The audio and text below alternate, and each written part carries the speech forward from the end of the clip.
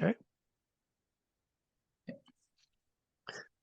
All right, let's start. So welcome everyone. My name is Björn Möller. Actually, I'm not Fredrik Asplund. I'm a stand-in today. Fredrik Asplund is actually the head of our master. I'm the head of the unit, the mechatronic unit. So I will step in instead of Fredrik today and do my best to present mechatronics for you. So I start with the presentation, and then afterwards we have, I don't know how much time do we have, Iksan, total? We have until 45. I think it's around 15 okay. minutes. Yeah. So okay. So we have time for a lot of questions if you dare to answer. So let's see if I can click. Yeah. So mechatronics then. Historically, it used to be a track within engineering design. You heard about now in the intro, they were talking about engineering design, but from 2024 actually and onwards, and if you apply to mechatronics, we are now our own master program, which is very nice, I think. We've been around for a long time at KTH, but not as our own master program. And if you look historically, we usually focus on students that have a bachelor in mechanical engineering, but now and onwards, we are open up this process a little bit. So as you can see here, we can be seen as, mechatronic is electrical engineering, software, mechanical, and control. So the recruitment base is kind of in the middle. And since you guys from abroad have very different backgrounds, it could be that we actually miss students if we are just focusing on mechanical engineering students. So this process is open up from now on a little bit, which is good, I think. So what is mechatronics then? Like I said, it's a mixture of mechanical engineering and electrics and software and control. And this is usually a layout that I show, or that we show often, because it's kind of explanatory, I think. We have some sort of a mechanics in the real world, some sort of a dynamics that we put sensors on.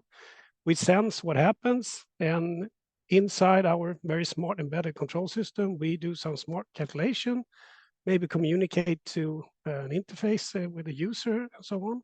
And then we act upon this input, for example, turning a motor or something in the mechanical world, which is, you can roughly explain what mechatronic is. And like mechatronic is nowadays almost everything. I mean, a chair is maybe not mechatronics today, but it probably will be tomorrow with sensors. And if you have something with sensors on mechanics and some sort of an intelligence, you have a mechatronics system. And it could be small and it could be big. So simply put, we focus on complex intelligent products and how they actually fit and integrate together. Typically, if you look at alumni, people from mechatronics, they do well in technical leadership, system engineers, or it could be management, or it could be software. There's a broad way where you can actually end up at the end after you take our master program. And here are some illustrations of what we do at the unit. I will get back to that. So this is one slide that I did to actually explain what we do at our unit. So we do research and we do education. We have education on the bachelor level, electrical engineering, and bachelor courses, bachelor thesis. We have, of course, master courses, since we have a master program, and we have a bunch of PhDs in different areas. We also have some centers that I think Anna mentioned in the beginning. We have a big center called TICOSA, and we also have ICES, which are kind of both connected to embedded systems and cyber-physical systems and safety and security.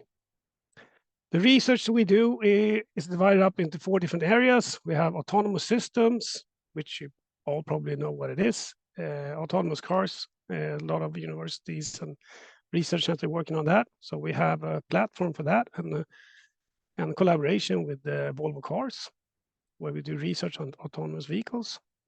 We also do research on autonomous vehicles in an off-terrain environment, such as in the forest. We do model-based system engineering We do research in prosthetics and exoskeletons. We do research in robot design, in software robotics. And we also have an area where we do research in cyber-physical systems, which could be seen as a bunch of mechatronic systems integrated together over the cloud with the smartness, and then it becomes a complex cyber-physical system. We have a staff around 40 people, a bunch of PhDs, and our research, as you can see, is fairly broad. If you look at the master program,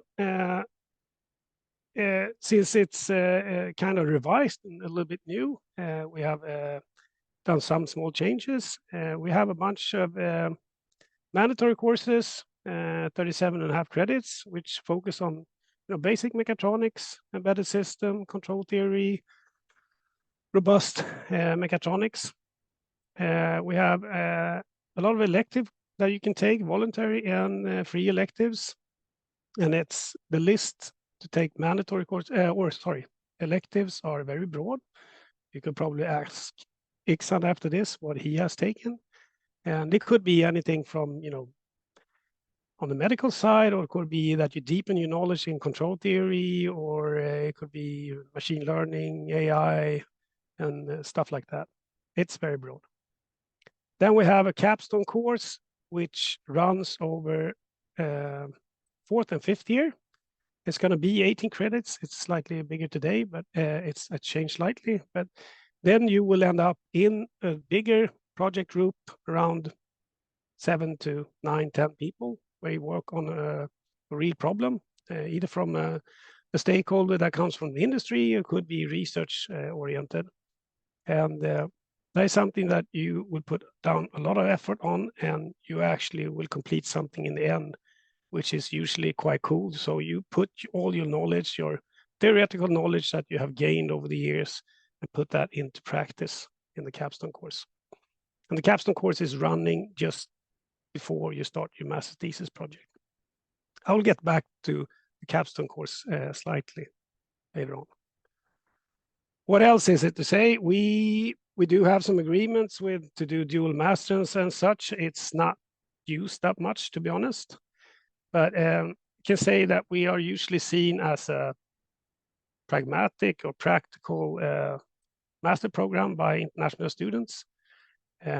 We do have a more stringent master thesis process, and it's kind of related to it's a practical program. And of course, due to that, we really support if you would like to continue towards a PhD. But like you probably know, or probably heard in the beginning, it's very related to what kind of a funding we raise for different research projects. And then we allocate or put out PhD positions that you can apply for. So I would like you to, if you're interested in mechatronics, and if you don't get enough information from me and Iksan, so you can visit the YouTube channel we have. You can just type in KTH Mechatronics and embedded control system, and you will come to a site where you can see what we have done in the capstone course over the years. Some cool stuff that you can look at if you haven't done that, or you can look at some of the research we do in autonomous cars and autonomous off-terrain vehicles, and some other small stuff. So I encourage you to, if you're interested, to look at this site. And then, of course, you can always contact me, or you can contact Fredrik or Iksan for that matter, to discuss it more. So that was kind of brief what I had for presentation wise, and I guess we leave the floor for questions. Yeah, we can continue the question after this, after my presentation, Jörn, because you have a presentation. Because okay, sorry. we will have the recording, and then we are not saving the question and answer sessions. Okay, sure. Yeah, go ahead. Yeah, so I will continue the presentation from Jörn, and I will just give like a short presentations. Yep. My name is Muhammad Ihsan Pandeka, and I'm from Indonesia. Currently, I am in my second year. So I joined in the August 2022. And if you have any question after this, and then maybe you can join NC in the Ask Master studies on the KTH website. And first is why I choose a mechatronic. There is two main reasons why I choose a mechatronics. First, it is because I am a mechanical engineer who likes to do electrical stuff and coding. And the second, I like robots and enjoy prototyping products. So from these two reasons, I think a mechatronics is very good majors, because we can learn a system as a whole, and we can understand it from the scratch. And what makes mechatronics special? In my opinion, mechatronics is special because we are learning almost all of the basic aspect to make a product or systems. And here is the example of the capstone project design that we are doing in my years. And in here I am implementing 4 different aspects that we are gonna learn, starting from modeling design. We also learning about the programming, control system, and electric and embedded system. And as we have observed from the Bjorn presentation, we don't actually have a tracks, but I think it is also very, very good, because we have more freedom to choose what kind of elective that we actually want to take. And we have around 34.5 elective credits, which is around 4 to 6 courses. And you can actually choose what your profile want to be by choosing this elective course. And as for me, I'm choosing because I like more about control system and electrical stuff. So I choose my elective. Mostly on the control system and also electrical things. And I also have a couple of advice, or a couple of tips for new students if you are decided to join. First, if you join mechatronics, I think it's very good if you find friends, and then you are not scared to ask, because almost every courses that we learn in the mechatronics, we are doing it in the groups. And then it is very, very good if you have someone to discuss, or like someone to understand the projects. And a second, you need to be careful about prerequisite of the courses, because some courses can be very, very hard if you not understand the prerequisites. But if you still